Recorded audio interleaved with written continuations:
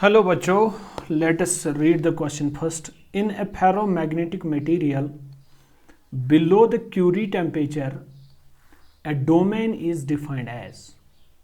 हमारे पास एक ferromagnetic material दिया गया है.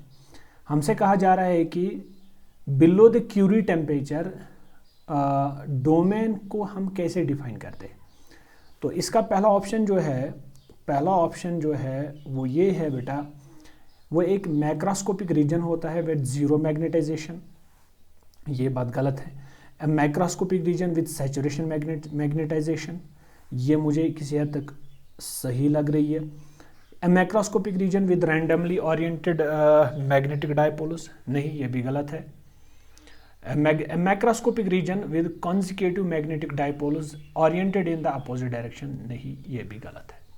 अब हम इस क्वेश्चन पे पहले आते हैं और इसको सॉल्व करना स्टार्ट करते हैं. ठीक है, सबसे पहले हम जाते हैं की कॉन्सेप्ट की ओर और देखते हैं कि फेरोमैग्नेटिक मटेरियल का कॉन्सेप्ट क्या होता है. सबसे पहले आप लोगों ने पढ़ा होगा जो इसका की कॉन्सेप्ट है वो ऐसे रन करेगा बेटा, दिस इज की कॉन्सेप्ट, दिस इज की कॉन्सेप्ट. चूंकि हमें पता है कि दुनिया का जो भी कोई मटेरियल है that is made up of atoms, हम यहाँ पे एक छोटा सा डब्बा बनाएंगे.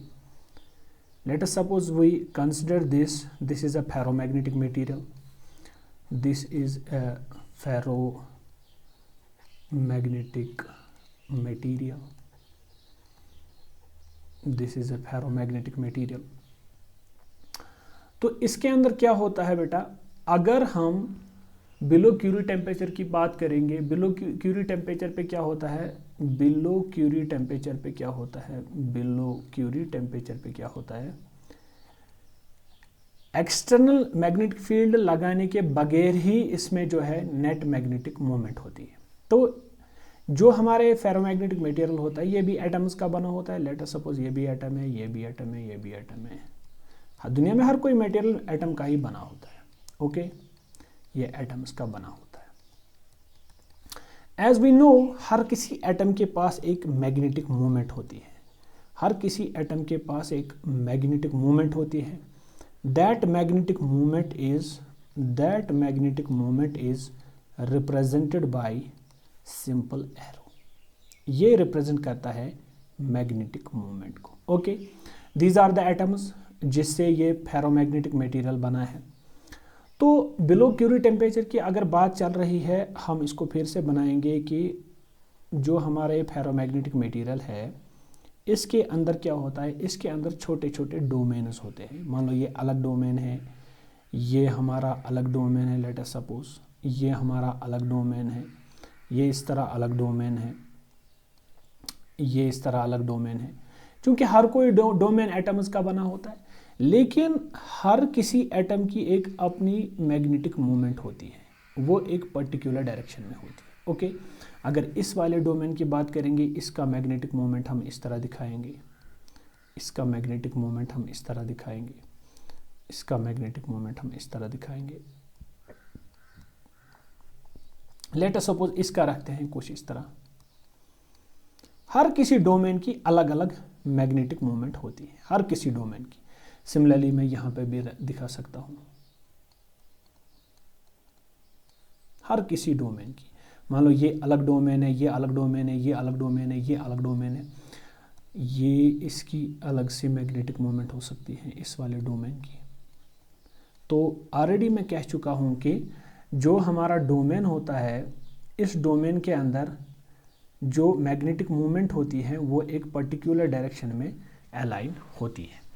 लेकिन अब मसला ये है कि जो मैग्नेटिक मूवमेंट होती है, magnetic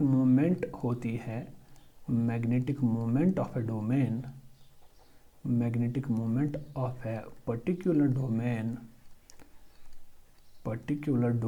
is in unidirectional. Okay, we can write here is magnetic moment of a particular domain is unidirectional.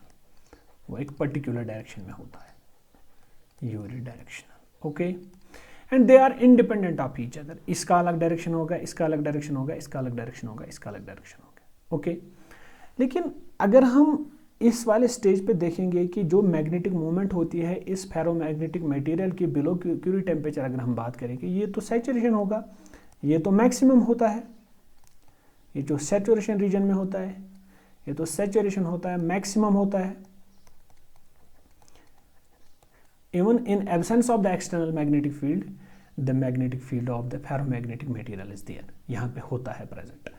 तो इसके बाद दूसरी बात करेंगे, अगर हम आफ्टर क्यूरी टेम्परेचर की बात करेंगे, Curie temperature, after Curie temperature यानी कहने का मतलब ये है कि मान लो इस फेरोमैग्नेटिक मटेरियल को मैंने अब नीचे से हीट दिया या टेम्परेचर दे दी, इसको मैंने टेम्परेचर अप्लाई किया, हीट इसमें अप्लाई की, जिससे इसका टेम्परेचर बढ़ गया। तो टेम्परेचर बढ़ने से क्या होगा, जो इसके अंदर जो डोमेन्स होंगे, जो इसके अंदर जो डोमेन्स होंगे, that domains will get disintegrate. और अगर डोमेन्स कट हो गए, डोमेन्स खत्म हो गए, जो हमारा फेरोमैग्नेटिक मटेरियल था that gets converted into paramagnetic material.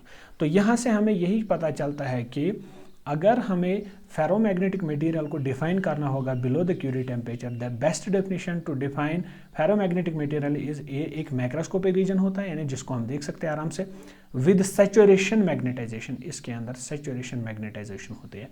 This is the final answer of this question. Hope you understand this question very well. Thank you.